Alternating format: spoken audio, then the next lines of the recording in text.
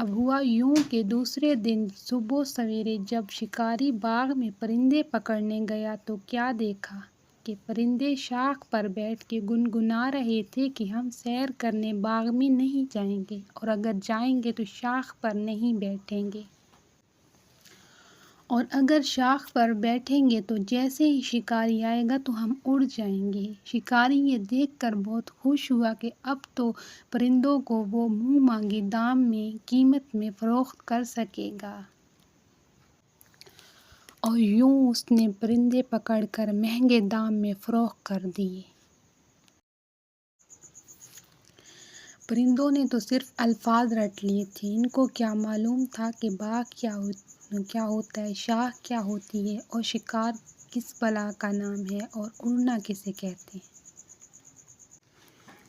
ہم مسلمانوں کا بھی آج کل یہی حال ہے۔